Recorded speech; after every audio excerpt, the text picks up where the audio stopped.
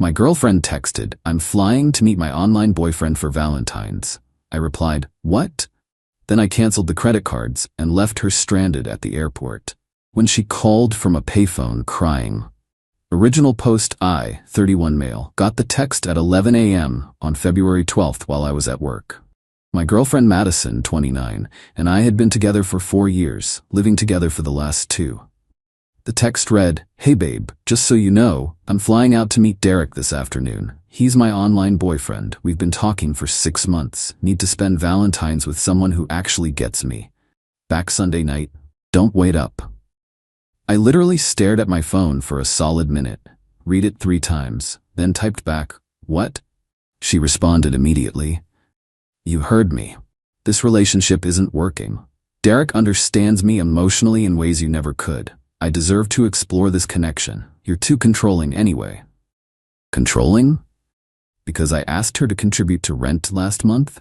Because I suggested she get a job after being unemployed for 8 months? Here's the kicker. She was using my credit card to book this flight. The supplementary card I'd given her for emergencies that she'd been using for DoorDash and online shopping. I could see the pending charge on my banking app, $487 to the airline. I didn't respond to her text. Instead, I called my credit card company, reported the card lost, canceled it immediately, removed her as an authorized user on all my accounts, changed my Amazon Prime password, she was always ordering stuff, called my phone carrier, removed her line from my family plan. The whole process took maybe 20 minutes. Then I went back to work. My coworker Jerome noticed I was off. "You good, man?" "Just found out my girlfriend has an online boyfriend she's flying to meet, on my dime." "Bro? What?" "Yeah, apparently I'm too controlling because I want her to pay half the rent." 2 hours later, my phone rang. Unknown number. "Hello? What did you do?" Madison's voice, near hysteric. "Madison, where are you calling from?" "A payphone at the airport. My card got declined. They wouldn't let me board. The Uber app says my payment method is invalid." "What did you do?" "I canceled the cards. You said you're going to meet your boyfriend. Why would I pay for that?"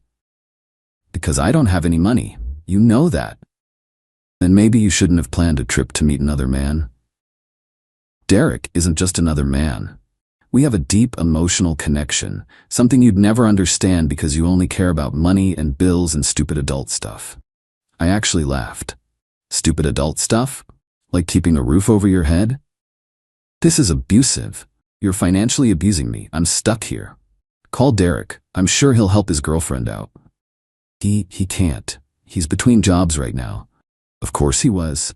Call your mom then, or your sister. Not my problem anymore. You can't just abandon me at the airport. You literally just texted me that you're flying to spend Valentine's with another man. You abandoned this relationship. I'm just making it official. She started crying. "Please, just let me come home and we can talk about this." "Home? You mean my apartment that you don't contribute to?" "Our apartment. Check the lease. It's just my name, has been since day one." "I can't believe you're doing this to me. After everything." "After everything? You mean after I supported you for 8 months? After I paid for everything while you found yourself? After you secretly got an online boyfriend?" "It's not secret. I just told you." 6 months, Madison. You said you've been talking for 6 months. That's half a year of lying. It wasn't lying. It was exploring my options. I hung up. Update 1, later that night. She got home around 8 p.m. Her sister Brittany drove her, and boy was Brittany pissed. At me, somehow. I'd already changed the locks. My landlord's actually cool and did it as an emergency favor when I explained the situation. Watching them try the key through my Ring doorbell was something. Bang, bang, bang on the door. "Open this door right now." That was Brittany. I opened it, but kept the chain on. "Hey Brittany. Don't you hate me?" What kind of man leaves a woman stranded at the airport?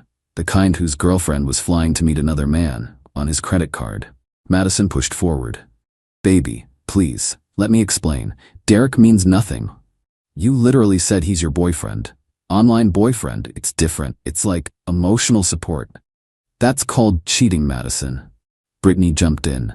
"She made a mistake. Everyone makes mistakes. You're seriously going to throw away 4 years over this?" "She threw it away when she started her online affair. I'm just taking out the trash." Madison gasped. "I am not trash. No, but your behavior is. This is illegal. Brittany pulled out her phone. You can't just lock her out. She lives here. She's not on the lease. Never was. She's a guest who's no longer welcome. She's a tenant. She has rights. She doesn't pay rent. Never has. That makes her a guest in this state. Look it up. I'd actually researched this while waiting for them to show up. Knew my rights. Madison started ugly crying. Where am I supposed to go? Brittany's? Your mom's? Derek's? Derek lives with his mom in another state. Shocking. Can I at least get my things? I'd already packed her stuff. 5 boxes, 2 suitcases, all sitting in the hallway. Already handled. I pointed to the pile. You went through my things? I packed them. Carefully. Everything's there. Brittany examined the boxes suspiciously. Where's her jewelry? The jewelry I bought her? That's mine. You gave it to her. As gifts when we were together. We're not together anymore. Madison wailed. You're keeping my grandmother's ring. You mean the ring your grandmother is still wearing? Because she's still alive? Nice try, though. Brittany hefted a box. This is emotional abuse. Financial abuse. You're a monster. I'm a monster who's no longer paying for your sister's lifestyle. Tragic.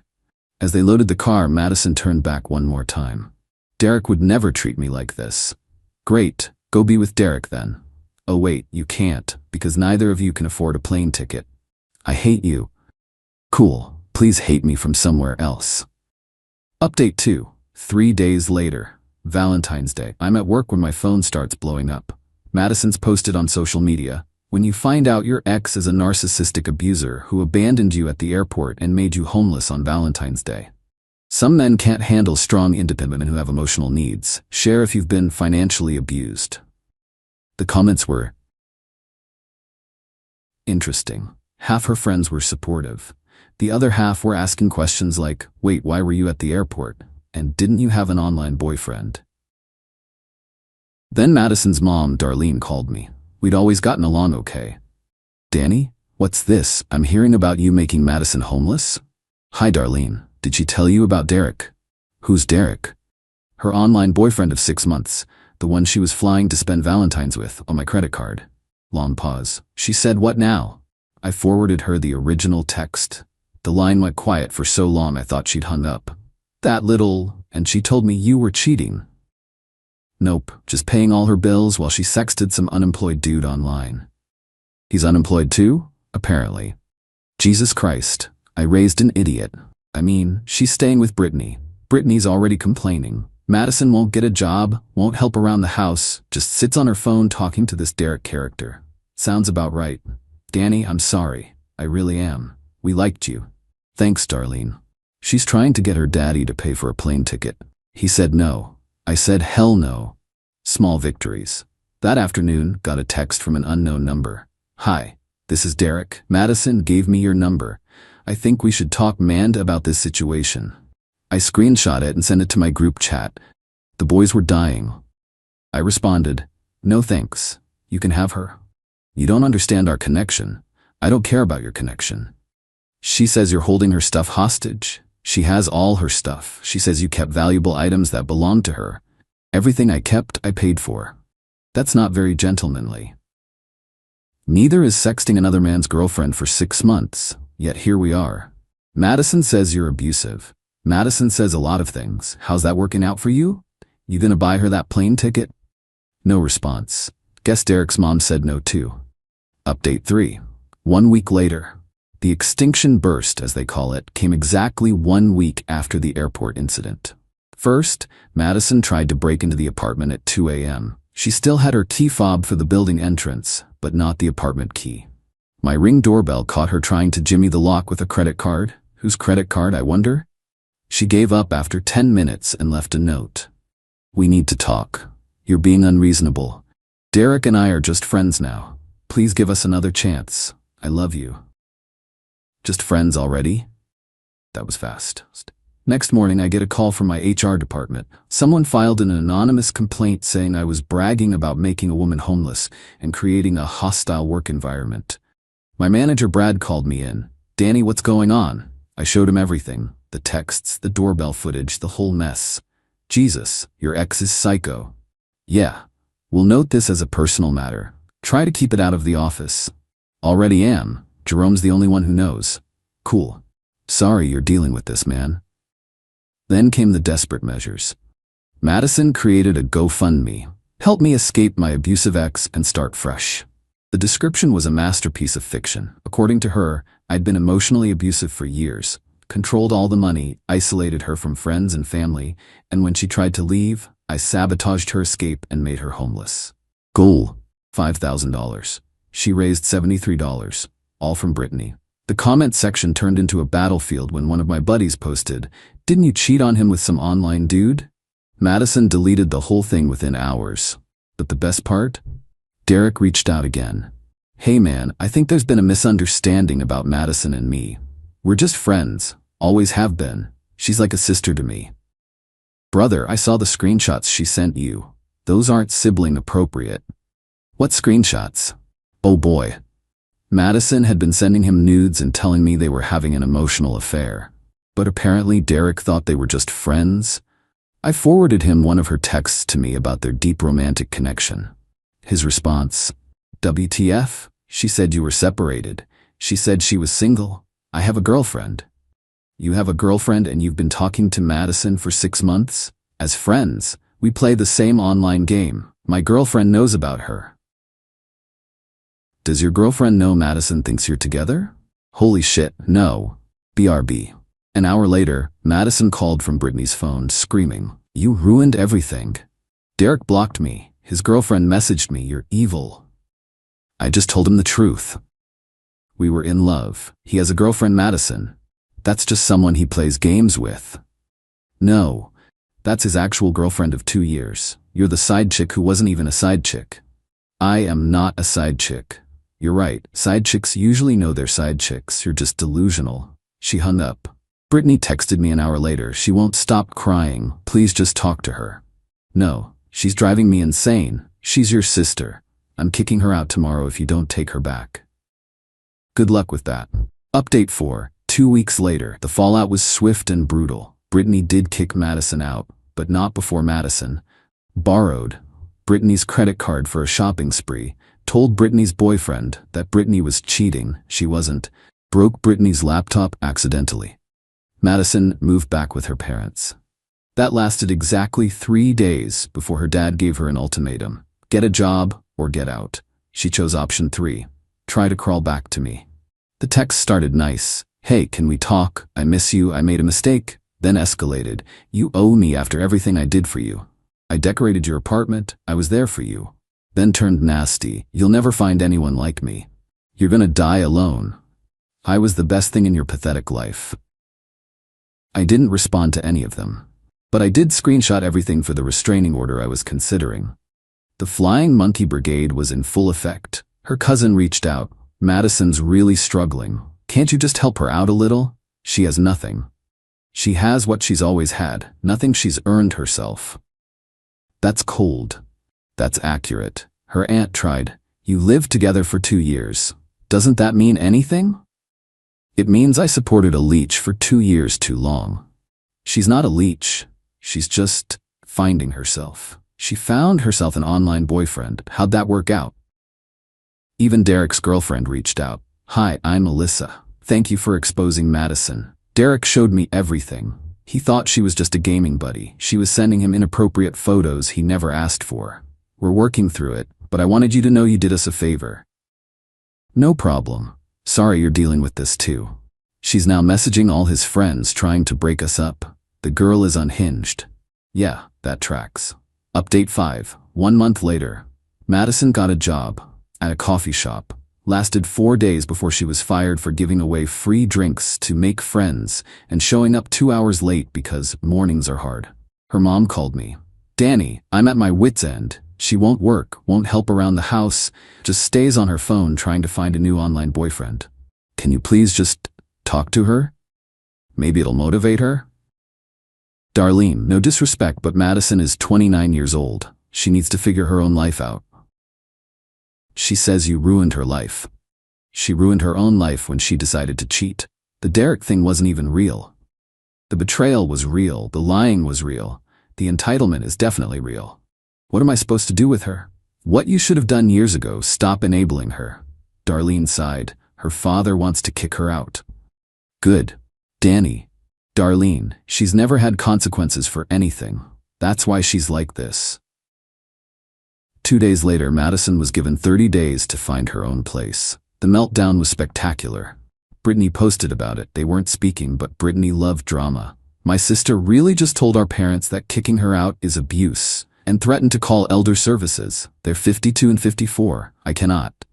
Madison tried one more Hail Mary. She showed up at my work. Security called me. There's a woman here, says she's your girlfriend? Ex-girlfriend. Do not let her in. She says it's an emergency. Unless she's literally dying, it's not my emergency. I watched on the security monitor as they escorted her out. She was carrying a box of what looked like my stuff, probably things she'd hidden when she moved out, planning to use them as an excuse to see me. She texted from the parking lot. I have your college sweatshirt and your favorite mug. Let me up and we can talk. Keep them. Consider them a parting gift. You don't even want your stuff back? Not if it means seeing you. You're so cruel. I'm consistent. You should try it. Update 6 weeks later. The universe has a sense of humor. I'm at the grocery store just buying normal stuff when I run into Derek. The actual Derek, in my city. He recognizes me from my social media. Madison had shown him pictures while trash-talking me. Danny? Derek? Most awkward handshake ever. What are you doing here? I asked. Moved here for work. My girlfriend got a job transfer. Madison doesn't know we're here. Congrats on escaping that. Man, I'm so sorry about everything. I genuinely thought she was just a gaming friend. She made our guild super weird. Had to kick her out. She got kicked out of an online guild? She started drama with literally everyone. Told all the women their boyfriends were hitting on her. Told all the men she was single and interested. It was chaos. Sounds about right. How are you doing? Better every day she's not in my life. I heard she's working at a restaurant now. Really? Good for her. Yeah, my girlfriend's friend saw her. She's a hostess at that place downtown, the one with the weird salads. Grove and Garden? That's it. We parted ways, but I was curious. Madison, working? For more than a week? I had to see this. I went by Grove and Garden that weekend with my buddy Tyler, needed a witness. Madison was indeed working. She looked miserable, forcing smiles at customers. She saw me, froze, then tried to act professional. Table for two? Yes, please. She seated us without another word, but her hands were shaking. Tyler was trying not to laugh. Our waiter came by. Can I start you with drinks? Actually, I said, loud enough for Madison to hear, I'm taking my girlfriend here next week. Is the service usually good? Madison dropped a stack of menus. The waiter, oblivious, said, Oh yeah, we're great. Special occasion? 6-month anniversary. She's amazing. Actually appreciates everything I do for her. Tyler kicked me under the table, grinning. Madison stormed off to the bathroom. She didn't come back out while we were there. Tyler was dying. Bro, you're evil. She wanted to hurt me. I'm just living my life. You don't have a girlfriend. She doesn't know that. We left a massive tip for the waiter and left. Madison texted that night. I see you've moved on. I didn't respond. She's probably using you for money too. Still didn't respond. I hope you're happy. I was, actually. Final update. It's been 3 months since the airport incident. Life's good. Madison is still working at Grove and Garden Miracle. Still living with her parents. Still single, according to Brittany. They made up, then fell out again, then made up again. Toxic sister's gonna toxic. She tried to start another online relationship with some guy from Australia. He blocked her after she asked him to pay for her plane ticket on their second video call. Her parents finally put their foot down. She pays rent now or she's out. She's paying, barely, and complaining about it on social media daily. Living with toxic parents who charge their own daughter rent. This is what late-stage capitalism looks like. Her mom commented, Late-stage capitalism is your father and I working full-time in our 50s while you complain about working 30 hours a week. Darlene's done playing. As for me, I'm good. Got a promotion at work. Turns out not having someone draining your emotional and financial resources does wonders for your career. Apartments cleaner. Bank accounts healthier. Mental health's definitely better. Started casually dating someone from my gym. Her name's Nicole. She has a job, her own place, and hasn't once mentioned having an online boyfriend. The bar's underground at this point, but she clears it easily. Madison found out. Small city, people talk. She texted, already replacing me? Classic. I actually responded to this one. Madison, you replaced yourself 6 months ago with Derek. I'm just accepting your resignation. He never meant anything. Neither did I, apparently. Have a nice life. Blocked her for the final time. Brittany messaged me yesterday. Just so you know, Madison tells everyone you're the worst ex ever. Good. She says you financially abused her. By not funding her affair? She says it wasn't an affair. What does she call it? Emotional exploration. Is that what we're calling it? She also says Derek was your fault. How? If you'd been more emotionally available, she wouldn't have needed to find someone else. If she'd been employed, she could have paid for her own plane ticket. LMAO, fair. How's she doing really? Honestly, same as always. Nothing's ever her fault. Everyone's against her. Life's unfair, you know? Yeah, I know. For what it's worth, even my parents think you did the right thing. Thanks. She's already talking to some new guy online, from Canada this time. Good luck to him. He's 45 and married. Of course he is. Life's funny. Madison thought she was trading up with Derek. Thought she'd hurt me by flaunting her online boyfriend. Thought I'd come crawling back when she played the victim. Instead, she played herself. Lost her meal ticket, her housing, her dignity, and even her fake boyfriend. All because she couldn't appreciate what she had and thought she deserved better while contributing nothing. The best revenge? I didn't even have to plan it. Just stopped enabling her and let reality do its thing. Turns out, when you remove the safety net from someone who's never learned to walk on their own, gravity handles the rest. My credit cards are mine. My apartment is peaceful. My life is drama-free. And Madison? She's still at that hostess stand, forced to smile at customers, living with her parents, trying to find another man to fund her lifestyle. Oh, and Derek and Alyssa? They're getting married. Madison found out through the Gaming Guild Discord. Had another meltdown. Got banned from there too. I'm not saying karma's real, but sometimes the universe has perfect comedic timing. Thanks for reading, everyone. Remember, when someone shows you who they are, believe them. And when they try to take advantage of you, show them who you are.